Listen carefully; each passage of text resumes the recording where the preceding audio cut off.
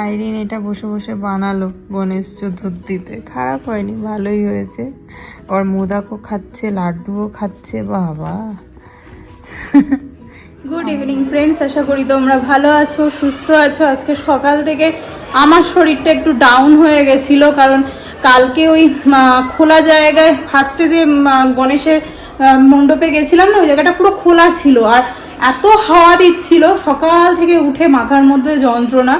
তো যাই হোক, এখন থেকে ব্লগটা স্টার্ট করলাম, মানে সন্ধে থেকেই। তো এই জাস্ট ঠাকুরের ওখানে আরতি দেখতে গেছিলাম, পুজো হচ্ছিল। আর আমার বাড়িতে গেস্টও এসেছিল, মানুষের কয়েকটা ফ্রেন্ড, একটাই ফ্রেন্ড, একটা ফ্যামিলি এসেছিল। আসলে শুনেছে ওদের সোসাইটিতে গণেশ পুজো হচ্ছিল, যাদের কালকে আসার কথা ছিল। তো কালকে ওরা আসতে পারিনি, ওরা ওদের ঘরেই পুজো করেছে। তো আজকে আবার ওদের বাড়িতে আমাদের ডেকেছে। তো এখানে শুনেছে যখন প্যান্ডেলে পুজো হয়েছে সোসাইটিতে, তো ওরা তাই জন্য দেখতে এসেছিলো। যাই হোক, বেশ ভালোই লাগলো সন্ধেবেলাটায়। আর আজকে আমার গণেশ ঠাকুর, এই যে আজকে পুজো দিয়েছিলাম। আর এখানে প্রোগ্রাম স্টার্ট হয়ে গেছে, মানে আমার কথা শুনতে পাবে কিনা জানি না, অলরেডি মানে আমি নিচের থেকে আসলাম জাস্ট। এই যে প্রোগ্রাম স্টার্ট হয়ে গেছে, সবাই এসে দাঁড়িয়ে আছে। এখন যাব একটু পরে আমিও, আর যাব আমি আসলে আমার ওই যারা ডেকেছে তাদের বাড়িতে আগে যাব। তো এটাই এখন আপাতত প্ল্যান। আজকে আর হয়তো আমি কালচারাল কোনো প্রোগ্রাম দেখতে পারবো না। আর এই সব আজকে এখান থেকে প্রসাদও দিয়েছে, এই জাস্ট প্রসাদটাও নিয়ে আসলাম, এখনও খাওয়া হয়নি। এটা আমাদের এখানে সবাই ভোগ দেয়, ভোগ লাগায়, সবাই সবার বাড়ির থেকে নানান রকম রান্না করে নিয়ে আসে। আর এখনও দেখো না, এগুলো তুলতেও পারিনি, ওরা এসছিল সেসবই, মানে পুজো স্টার্ট হয়ে গেছে ওরা যখন ছিল, তো ওরা বললো চলো চলো। তো যাই হোক, আজকে এখন থেকে স্টার্ট করলাম, চলো তোমাদেরকেও নিয়ে যাই ওদের বাড়িতে কেমন গণেশ পুজো হয়েছে, তোমাদের সাথেও শেয়ার করব। এই যে এই ফ্রেন্ডরাই এসেছিল, ওরা একটু ক্যামেরা শাই, তো ওরা আমার সাথে ফটো মানে ভিডিও করতে ছিল না। তো আমি কয়েকটা আইরিন আর ছোট্ট একটা পুচকে সদস্য ফটো তুলেছিলাম, সেটাই তোমাদের সাথে শেয়ার করলাম। এত সুইট ছিল বাচ্চাটা, আমার তো খুব ভালো লেগেছে। আর এদিকে আইরিন ওরা চলে যাওয়ার পরে আইরিনের মনের মধ্যে হচ্ছে কখন নিচে যাবে, কারণ নিচেও প্রোগ্রাম শুরু হয়ে গেছে। ওই দিন ওর অনেক ফ্রেন্ডেরই প্রোগ্রাম ছিল, আর আমি বলছি ঠিক আছে চল যাবো। আসলে আমার ওইদিকে একটু তাড়া লাগছিল, ওরাও বলে গেল যে তাড়াতাড়ি পৌঁছে যেও। আর আজকে আমি এই শাড়িটা পরেছিলাম, এই শাড়িটা আমার দিদি এসেছিল যখন ব্যাঙ্গালোরে, তো তখন ও আমার জন্য এটা, ওদের জামশেদপুরে থাকে ও, তো জামশেদপুর থেকে নিয়ে এসেছিল, বেশ সুন্দর ভালো।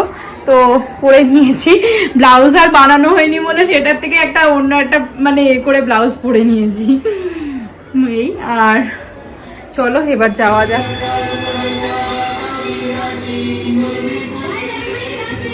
নিচে নেমে তো একটা দুটো প্রোগ্রাম দেখেই তারপরে আমাদের এর ভেতরেই বিভিন্ন মানুষেরা স্টল দিয়েছিল, আমাদের এই কলোনির মানুষেরা।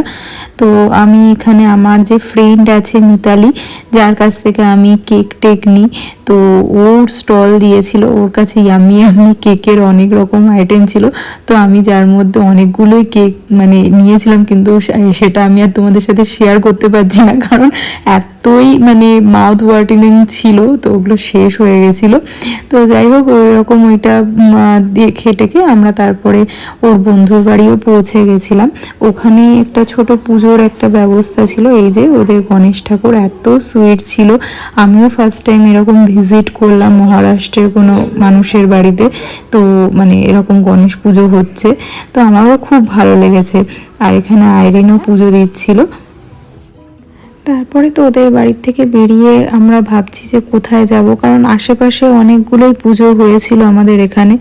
তো সেটাই মানুষ বললো যে চলো ঘুরে আসি। আসলে ঘরের মধ্যে গিয়েও তো প্রোগ্রামও অলরেডি শেষ হয়ে গেছিলো, কারণ 10টাও বেজে গেছিলো, কারণ আমরা একটু লেট করেই ওখান থেকে বেরিয়েছিলাম। আসলে গল্পও করছিলাম, ভালো লাগছিল গল্প করতে।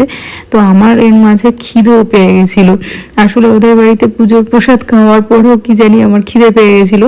তো মানুষ বলল চলো তাহলে এসিএস লেআউটে যাই, ওখানে অনেকগুলো খাবারের অপশান পাবো। তো এইখানে এই কলকাতায় এগ রোলটা অনেক দিন ধরেই দেখছিলাম, তো খাবো খাবো প্ল্যান ছিলই, কিন্তু কবে খাবো কোনো প্ল্যান ছিল না। তো আজ সেই দিনই ট্রাই করলাম, এত ভালো হয়েছিল। তোমরাও যারা ব্যাঙ্গালোরে এসিএস লেআউটের ওখানে রয়েছো, তো এই এগ রোলটা ট্রাই করো, তোমাদেরও আশা করছি ভালো লাগবে। ওই দিন আমি এগ রোল নিয়েছিলাম আর আইরিন চিকেন এগ রোল নিয়েছিল, মানুষও চিকেন এগ রোলই নিয়েছিল, খুব ভালো ছিল খেতে। আর মানে পুরো ফ্রেশ করছিল, এটাই সব থেকে ভালো লাগছিল, সঙ্গে সঙ্গে করে দিচ্ছিল, তো বেশ ভালো লাগছিল গরম গরম। আর এই যে একটা চিকেনের যে আইটেমটা দিয়েছিল, এটা বাচ্চাদের পক্ষে একটুখানি ঝাল হয়ে যাবে, কিন্তু বড়দের খুবই ভালো লাগবে, কারণ আমি ওর থেকে একটা চিকেন নিয়ে খেয়ে দেখেছিলাম, বেশ ভালো ছিল। আর আমরা কলকাতার মানুষরা যারা আছি তারা তো কলকাতার কোনো আইটেম দেখলে ইচ্ছাই করে ট্রাই করতে, তো সেরকম আমরাও আছি। কলকাতার কোনো একটা মানে রেস্টুরেন্ট হোক বা কলকাতার খাবার নিয়ে যেই বসুক না কেন রাস্তায়, তো আমরা সেখানে ট্রাই করার চেষ্টা করি।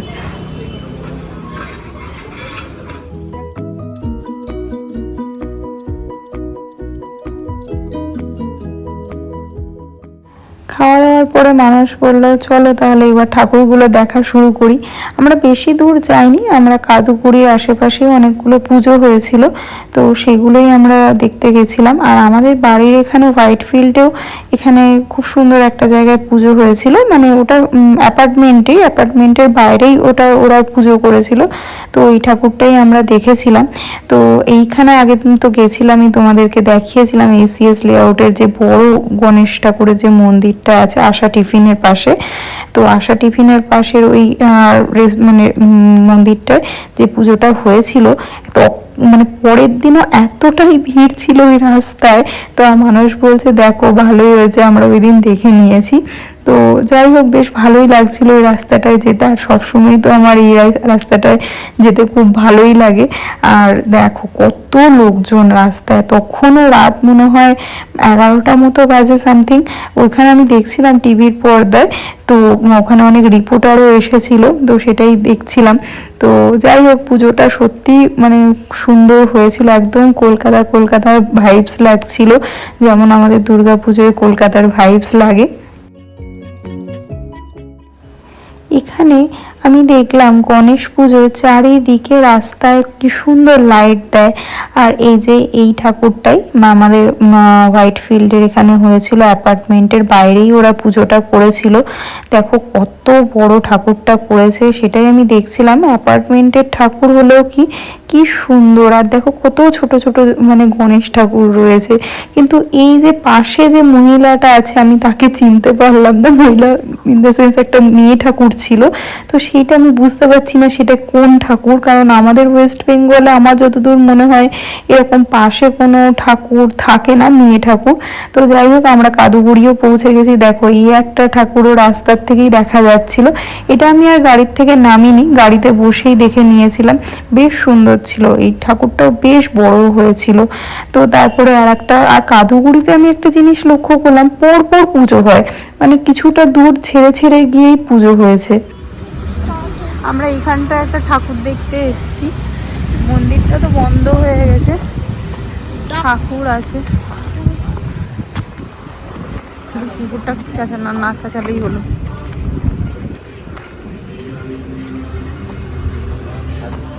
এই ঠাকুরটা এত মিষ্টি দেখতে ছিল, কিন্তু এর পাশে যে মন্দিরটা ছিল সেই মন্দিরটা বন্ধ হয়ে গেছে, কারণ আমরা অনেকটাই লেট করে পৌঁছেছি।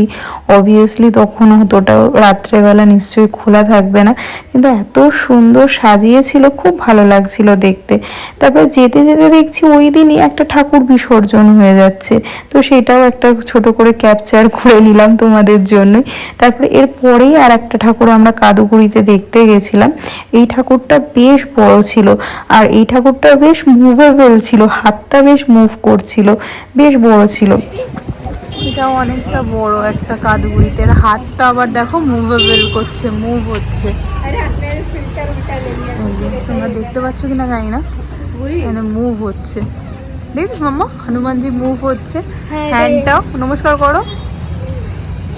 তলায় অনেকগুলো ঠাকুর। হাতের থেকে খুলছে। হ্যাঁ, এবছরের মতো তো আমাদের গণেশ পুজো ভালোই গেল। তোমরাও জানিও তোমাদের গণেশ পুজো কেমন গেছে। তাহলে আজকের ব্লগটা এই অবধিই রাখছি। যদি কিছু ভালো লাগে একটা লাইক করে দিও, শেয়ার করো আর কমেন্টস করতে কিন্তু তোমরা ভুলো না। সবাই ভালো থেকো।